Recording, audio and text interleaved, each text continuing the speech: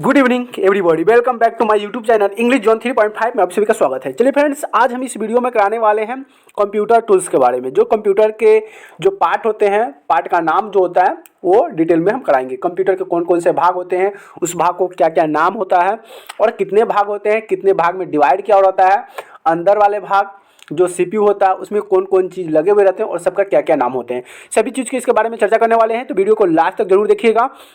Channel को subscribe नहीं किया तो चैनल को सब्सक्राइब जरूर कर दीजिएगा और बेल आइकन को दबा दीजिएगा ताकि हमारे जितने भी नए वीडियो आप तक पहुंचता रहे। और आपको एक कमेंट बताना है, जो यहाँ पे जो पिक्चर, क्या आपको पिक्चर भी चाहिए, क्या ये सही है? ठीक है, तो अगर होगा कमेंट, अगर ऐसा आएगा तो मैं अगले बार से इसको और बेटर और पिक्चर के साथ भी समझाऊंगा। ठीक है, तो चलिए यहाँ से स्टार्ट करते हैं कंप्यूटर टूल्स के बारे में। यहाँ सभी प्रकार मुख्य कंप्यूटर हार्डवेयर के टूल्स के नाम दिए गए हैं जो हिंदी और अंग्रेजी में है, जिसको हम कंप्यूटर टूल्स कहते हैं। ठीक है, यानी कि कंप्यूटर औजार। अगला पहले हम बात ले लेते हैं इनपुट। इनपुट के हम ले लेते हैं, इनपुट का मतलब होता है अंदर वाली भाग। जो कंप्यूटर पे हम काम करते हैं, तो कंप्यूटर पर जब काम करते हैं ना, तो कोई बाहर का जो चीज़ होता है ना, इनपुट कराता है, जिसकी माउस हो गया, कीबोर्ड हो गया। जब माउस को हम पकड़ते हैं ना, तो ये कंप्यूटर के अंदर में शो करता है। कीबोर्ड बाहर है, लेकिन कीबोर्ड पर जब हम काम करते हैं, टाइप करते हैं, तो ये अंदर शो करता है, यानी कि अंदर में दिखता है, यानी कि इसे हम इनपुट डिवाइस करते हैं। तो यहाँ से आपको इनपुट डिवाइस भी पता चल जाएगा और यहाँ से आपका टूल्स के भी नाम पता चल जाएगा। ठीक है, सबसे पहले यहाँ पे इनपुट डिवाइस की बात कर लेते हैं। इनपुट डिवाइस में कौन कौन आता है? कीबोर्ड आता है, जो कि यहाँ पे दर्शाया गया है। उसके बाद माउस आता है, स्कैनर है और जॉयस्टिक्स है। क्या है? जॉयस्टिक्स। तो जॉयस्टिक्स का प्रयोग कब किया गया जाता है? तो जॉयस्टिक जो होता है, गेम खेलने के लिए जॉयस्टिक का प्रयोग करते हैं। स्कैनर है, कोई फोटो है, डॉक्यूमेंट है, उसको पीडीएफ रूप में सेव करना है, उसको स्कैन करके और उसको फाइल को अपने नाम से, कोई भी नाम से सेव किया जाता है, वो स्कैनर होता है। उसके बाद माइक्रोफोन आता है, वेब कैमरा आता है, जिसको वेब कैम कहते हैं, ट्रैक बॉल होता है और आता है टच स्क्रीन। ये सभी जो होता है ना, ये हमारे इनपुट डिवाइस होता है। क्या होता है? ये सभी याद कर लीजिएगा, इनपुट डिवाइस के अंदर आता है। पूछा जाएगा इनपुट डिवाइस किसे कहते हैं, आउटपुट डिवाइस किसे कहते हैं, तो यहाँ से आपको वीडियो में पार्ट का नाम भी पता चल जाएगा और यहाँ से उसके प्रकार के भी पता चल जाएगा। समझ में आ गया? चलिए, ये तो था इनपुट। अब हम बात कर लेते हैं आउटपुट डिवाइस के बाद। अब आउटपुट होता क्या है, पहले ये चर्चा कर लेते हैं। आउट का मतलब होता है बाहर, पुट का मतलब होता है फेंकना। जैसे कि आउटपुट कहने का मतलब जो चीज़ अंदर है उसको बाहर फेंके, बाहर हमें दिखाए, वो हमारा कहलाता है आउटपुट। जैसे कि स्पीकर, तो स्पीकर क्या करता है, अंदर वाली साउंड को, फिल्म का साउंड हो, म्यूजिक का साउंड हो, किसी का आवाज़ हो, स्पीकर क्या करता है, बाहर फेंकता है। तो इसीलिए स्पीकर हमारा क्या कहलाएगा, आउटपुट कहलाएगा। ठीक है, उसके बाद प्रिंटर आ गया। प्रिंटर क्या करता है, कोई डॉक्यूमेंट है, कोई फोटो है, प्रिंटर उसको बाहर फेंक देता है, यानी कि प्रिंट करके बाहर निकाल देता है, इसलिए प्रिंटर मेरा भी क्या कहलाएगा, आउटपुट कहलाएगा। प्रोजेक्टर हो गया, ये सभी बाहर शो करता है, इसलिए ये सब हमारा आउटपुट डिवाइस कहलाता है। जैसे कि पहला हम यहाँ पे ले लेते हैं, क्या है, मॉनिटर है। क्या है? मॉनिटर। तो मॉनिटर में अंदर आता है लेकिन वो बाहर शो करता है, हम लोग बाहर देख पाते हैं, इसलिए मॉनिटर आउटपुट कहा जाएगा। उसके बाद प्रिंटर के बारे में भी बता दिए, प्रिंटर भी क्या हो जाएगा, आउटपुट डिवाइस हो जाएगा, क्योंकि प्रिंटर क्या करता है, वो अपने अंदर कोई चीज़ रखता नहीं है। हमको प्रिंट करना है तो प्रिंटर फटाक से ना, फोटो हो, डॉक्यूमेंट हो, कोई भी चीज़ हो, उसको बाहर फटाक से निकाल देता है, इसलिए वो हमारा प्रिंटर भी क्या कहलाएगा, आउटपुट कहलाएगा। स्पीकर के बारे में आपको बता दिए, कोई भी आवाज़ हो गया, साउंड हो गया, म्यूजिक हो गया, वो स्पीकर के माध्यम से हमें बाहर फेंकता है, बाहर सुनाई देता है, इसलिए स्पीकर भी हमारा आउटपुट डिवाइस हो जाएगा। उसके बाद आता है प्रोजेक्टर आ गया, जो हम लोग बड़े बड़े जो देखते हैं शादी ब्याह में, जो बड़ा बड़ा लगता है, वो प्रोजेक्टर भी बाहर हमें शो करता है, यानी कि वो भी आउटपुट डिवाइस है। उसके बाद आता है हेडफोन।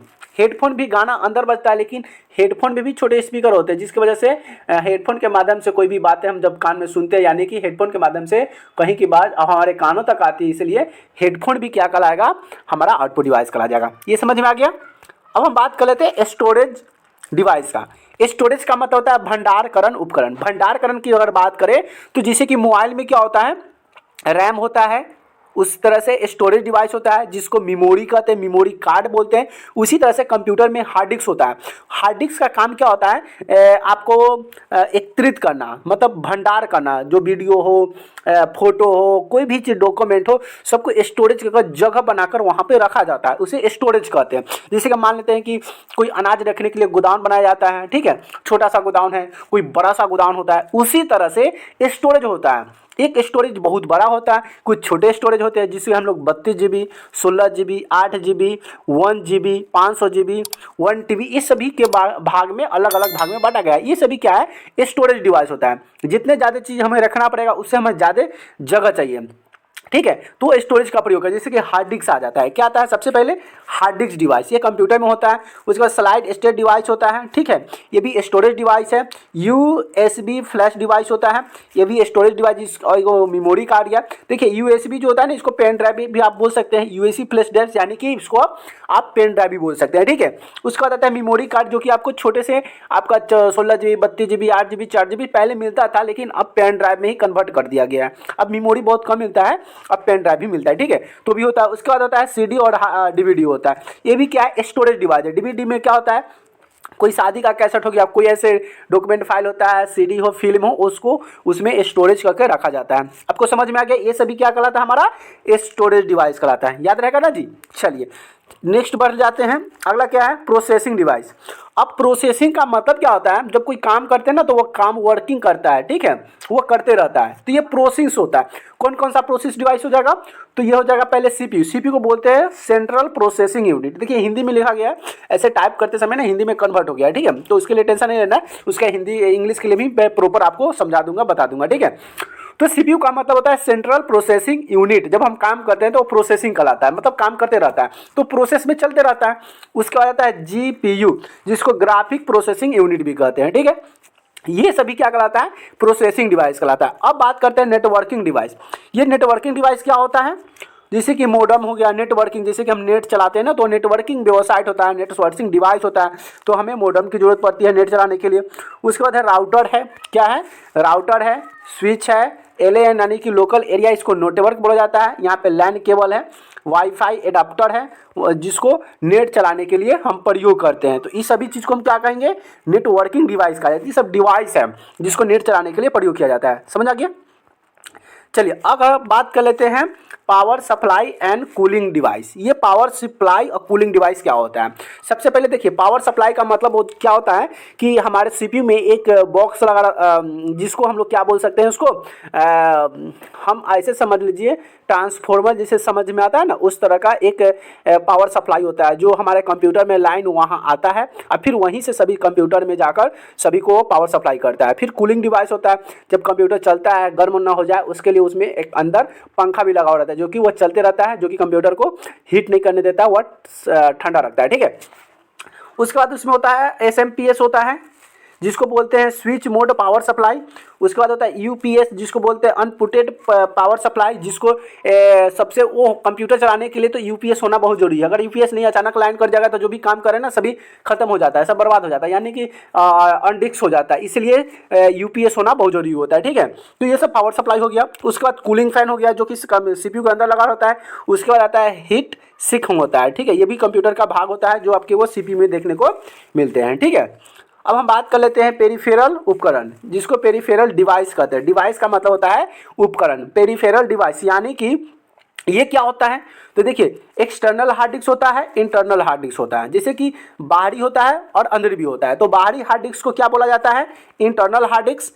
और बाहरी कीबोर्ड को बोला जाता है internal keyboard, sorry external keyboard, जो कि हम लोग तार के सहायता से कीबोर्ड लगाते हैं। एक होता है इंटरनल होता है, जो कि आपको कंप्यूटर के अंदर में ही कीबोर्ड देखने को मिलेगा, लेकिन माउस के सहायता से उससे काम कीजिएगा, लेकिन उसमें बहुत परेशानी होता है, दिक्कत होता है, इसलिए इंटरनल जो होता है ना, उससे अच्छा एक्सटर्नल ज़्यादा प्रयोग होता है। उसके बाद आता है इंटरनल माउस होता है, जो कि हम लोग पीसी में प्रयोग करते हैं। और एक होता है लैपटॉप, जो कि इंटरनल माउस होता है, उसके अंदर ही रहता है माउस, लेकिन हाथ की सहायता से काम कर लेते हैं, ठीक है। चलिए अगली बात कर लेते हैं इंटरनल कंपोनेंट। अब इंटरनल का मतलब होता है आंतरिक। क्या होता है? इंटरनल का मतलब आंतरिक होता है, कंपोनेंट का मतलब घटक होता है। आंतरिक घटक, अंदर घटक, जैसे कि हम पहले ही बता दिए, मदरबोर्ड अंदर हो गया। जैसे कि आपको माउस सॉरी जब आप सीपीयू जब चलाइएगा ना, तो सीपीयू के अंदर में क्या क्या सामान होते हैं वो चीज़ यहाँ पे दर्शाया गया है। क्या है? ये सीपीयू के अंदर वाले भाग है, इसी को इंटरनल कंपोनेंट का। जैसे कि मदरबोर्ड, कीबोर्ड, सीपीयू में कीबोर्ड बहुत इंपॉर्टेंट रोल करता है। उसके बाद रैम आ जाता है, जिसको हम बोलते हैं रैंडम एक्सेस मेमोरी। BIOS, जिसको बेसिक इनपुट आउटपुट डिवाइस होता है। उसके बाद यहाँ पे चिपसेट होता है। क्या होता है? चिपसेट होता है। और उसके बाद यहाँ से पावर सप्लाई होता है। ये सभी कंप्यूटर के अंदर आपको देखने को मिलेंगे, जो कि कंप्यूटर चलाने के लिए मोस्ट इंपोर्टेंट रोल निभाते हैं। अगर कंप्यूटर के अंदर मदरबोर्ड नहीं है, पावर सप्लाई नहीं है, रैम नहीं है, हार्ड डिस्क नहीं है, तो RMM भी नहीं है, तो ये सभी आपको कंप्यूटर चल ही नहीं पाएगा, कंप्यूटर चलेगा ही नहीं। तो ये सब चीज़ को होना बहुत ज़रूरी होता है। चलिए वीडियो यहीं तक अंत करते हैं। छोटा सा ट्यूटोरियल था आपको नॉलेज देने के लिए। तो प्यारे बच्चों, वीडियो कैसी लगी प्लीज़ कमेंट करके जरूर बताइएगा। वीडियो अच्छी लगी तो वीडियो को लाइक जरूर कर दीजिएगा, अपने दोस्तों फ्रेंडों के साथ शेयर जरूर कीजिएगा और चैनल को सब्सक्राइब नहीं किया तो चैनल को सब्सक्राइब जरूर कर दीजिएगा। यदि आपको इनसे किसी और जानकारी चाहिए तो हमें आप कमेंट कर सकते हैं, हमें आप मैसेज कर सकते हैं, उसका रिप्लाई हम कोशिश करेंगे उस पर हम मंथन करें। ठीक है, चलिए फ्रेंड्स, तो वीडियो को यहीं तक करते हैं अंत, फिर मिलते हैं नए वीडियो में नए टॉपिक के साथ। तब तक के लिए बाय बाय, जय हिंद, वंदे मातरम।